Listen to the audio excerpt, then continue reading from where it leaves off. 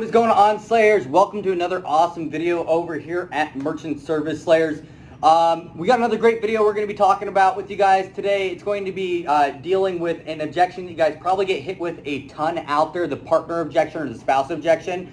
So get prepared for a really awesome video that should help you all out while you're out there in the field. Before we do that, if you guys like the video as you're watching it, please do go ahead and click that like button. If you guys like what we're doing over here and you think we're bringing value to the industry out there, please go ahead and subscribe and share our channel.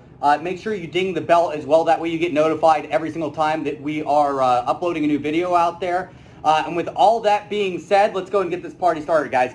Okay, so last week we covered the Think About It close, right? And the week before that, we kind of went through the objection handling when you're out there, setting appointments and prospecting. What we're going to talk about today is something that you get hit with a lot. And just like I want to think about it, it's 9 out of 10 times a stall. I got to talk with my business partner, my spouse, or my koala bear, whatever the hell they want to call it.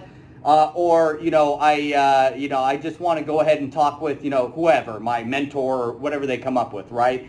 And so there's two different closes that I normally go forward with this objection and how to rebuttal it. The first one that I do is I'd like to say, hey, I completely understand, I get it. I'd want to talk to my spouse or my koala bear or, whoever, just as much as you probably do. And, you obviously know them a lot better than I do. What do you think that, your spouse or your koala bear would think about this program? Now, given that this individual doesn't have them there, there's one of two things that are going to happen. First one, which we'll handle, right? They're going to throw out there, well, I don't think that my koala bear or my spouse would like the fact that we have to charge our customer, or the fact that we have to do this, or the fact, or the term of the agreement, right? So if you get hit with that, then great. What you've done is that person's not there. It's obviously not their objection. It's the person that you're meeting with's objection, right? So you should handle that objection. You should go in there. You should attack that objection. You need to make it make sense, okay? It's a smoke screen. You just unveiled the smoke. You just got the real objection. Now you can handle the real objection. Now, the other route that would happen there is they're going to say, hey, I don't know, the individual is not here, right? And at that point, what I would do is I'd kind of like mix and match my next rebuttal to the objection. I'd throw in there, hey, well, I mean, like I said, you do business with your business partner for a reason, right? You trust them, you like them. There's a reason why you are in business with them, or there's a reason why you have your koala bear or your spouse, right? If you're anything like me, anytime that I go ahead and I have something that I have to talk about with my spouse or, with my koala bear or with whatever, I do it before I set up the arrangement, right? I have that conversation. So your spouse probably knows that you're already here meeting with me. Is that right?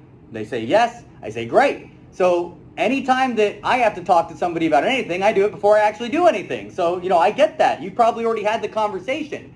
So with that being said, you two are business partners for a reason. You two know each other like the back of each other's hands, I'm sure.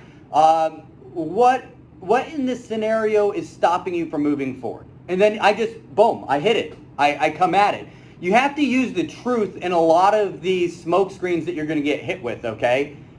These people buy things all the time, right? They're sitting there and they're having a conversation with you for a reason, obviously. Otherwise, they wouldn't have spent 20, 30, 40, 50 minutes talking to you. And if they truly had to speak to their spouse about something, they've most likely already done it. For anybody that has a significant other that is watching this video right now, if I have to speak with my spouse about something, I do it. I already have the conversation before I engage in doing anything. And by doing something, that would include setting up an appointment. If I set the appointment up, that means that I've talked to my wife about potentially wanting to do this, right? Or I mentioned it after the fact, and now we're having a conversation about it, and now we're talking about what's important to us, okay? So that's just the reality of things. So you have to handle this that way. Again, the majority of the time, this is a smoke screen that you're getting hit with, just like the Think About It objection that you get hit with. And you just have to try, and you don't want to call this person a liar. You don't want to do anything like that. But what you want to do, what you want to attack,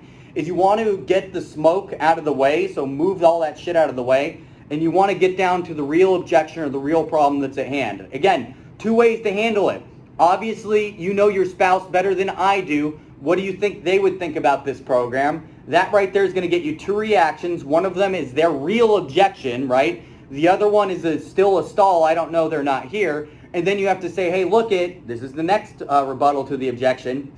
Obviously you guys are in business together, or you married, your wife for a reason, and anytime, I'm the same way. Anytime that I have to talk about my wife or, my business partner about something, I do it before I engage into it. So y'all have probably already had the conversation. Is that right? So what's the issue here? What's the holdup, right? And then you confront, right? That's all I got for you guys today. I hope this video helps you guys out. Again, if you have not joined our Facebook group, go ahead and jump over there. Go find us. It's underneath the same name, Merchant Service Slayers. We got a ton of killer slayers in there. We have a lot of fun. Again, it's always like a boiler room type atmosphere, and I love that type of atmosphere. Okay, guys? Hey, thank you so much for joining us today, Slayers. Let's get out there. Let's make it happen. And remember, while you're out there in the field, ABC, always be closing. Go get it, guys.